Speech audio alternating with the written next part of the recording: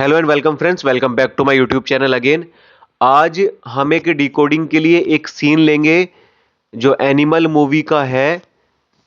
जब रणबीर कपूर अपनी फैक्ट्री में आते हैं, सब लोगों से जो एम्प्लॉयज़ होते हैं उनसे मिलने, उनको बताने कि पापा अब ठीक है, उनको समझाने के लिए, उनका दुख कष्ट थोड़ा कम करने के लिए, है ना, और उनसे दोबारा काम शुरू करने के लिए, बोलने के लिए, और कुछ वादे करते हैं वहाँ पे, कुछ बताते हैं, कुछ तारीफ करते हैं, तो कुछ कहते हैं, है ना। ये तो एक ये हो गया जो हमने देखा है। लेकिन अब जैसे ये स्क्रिप्ट है, जैसे जैसे इमोशन चेंज होता है तो उसको समझने की कोशिश करेंगे, है ना।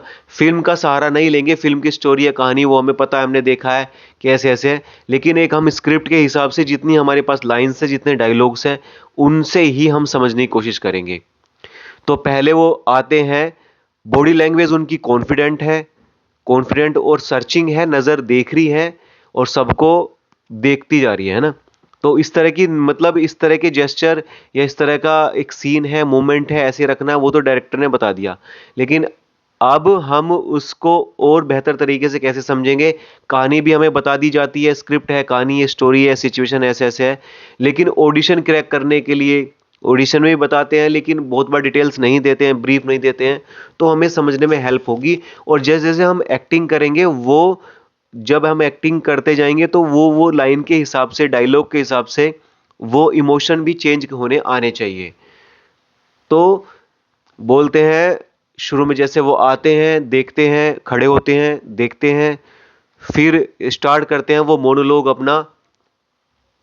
शेर है मेरे पापा, 2 गोली लगने के बाद भी कमर सीधी थी उनकी, जब उनसे मिला मैं। तो यहाँ अब वो पापा से तो प्यार करते ही हैं, ये तो कहानी हो गई, बैकग्राउंड हो गया, ठीक है। अब उनके लिए बहुत इम्पोर्टेंस है अपने पापा की। तो अब 2 गोली लगी है लेकिन वो बच गए। तो भई जो बच गए, भाई हो, पापा हो, कोई भी, शेर ही हैं वो, शेर बोलेंगे कि 2 गोली लगने के बाद भी कमर सीधी थी उनकी, कमर सीधी थी उनकी, जब उनसे मिला मैं।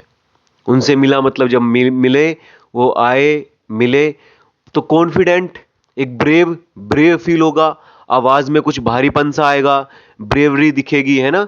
वीर वीर रस, जो 9 रस है, अब तो 11 हो गए हैं, तो अब जैसे रस, वीर रस, ब्रेवरी दिख रही है। शेर है मेरे पापा, 2 गोली लगने के बाद भी कमर सीधी थी उनकी, जब उनसे मिला मैं। तो शेर है मेरे पापा, पॉज़, अब 2 गोली लगने के बाद भी कमर सीधी थी उनकी, जब उनसे मिला मैं। तो यहाँ जिस वर्ड को हमें, जो मैसेज हम कन्वे करना चाहते हैं वहाँ पॉज़ लेंगे, जो डिलीवर करना चाहते हैं वो मीनिंगफुल लगे। और जो एक एक 2 जो 2 लाइन है, उन लाइन को अलग करने के लिए, जो वो जुड़े ना, मर्ज ना दिखे, उनको अलग करने के लिए भी हम पॉज़ लेते हैं, है ना। या कुछ इंपॉर्टेंट जो शब्द हैं उन पर फोकस करने के लिए, या उन पे उन्हें हाईलाइट करने के लिए भी पॉज़ लेते हैं। तो अब आगे लाइन है, परिवार में किसी एक को चोट लगती है तो दर्द सबको होता है। तो यहाँ थोड़ी आवाज़ डाउन हो जाती है, क्योंकि एक गहरी बात है, यहाँ दुख की बात है, एक बात वो बता रहे हैं कि एक, मतलब एक ये कैरेक्टर से हम समझेंगे, कैरेक्टर लेके चलेंगे, जो वो छोड़ देते हैं, जैसा बताया, फ़िल्म देखा है हमने, वो अच्छा, बहुत अच्छा किया, लेकिन हमें ये स्क्रिप्ट को समझने के लिए एज़ अ कैरेक्टर हम इसको लेते हैं, है ना। तो परिवार में किसी एक को चोट लगती है तो दर्द सबको होता है। फिर आप सबके चेहरे पर परेशानी है, माथे पर शिकन है। आप सबके चेहरे पर परेशानी है, माथे पर शिकन है।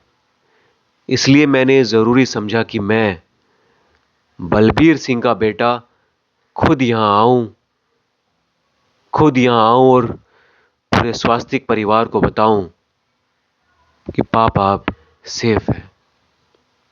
शेर है मेरे पापा,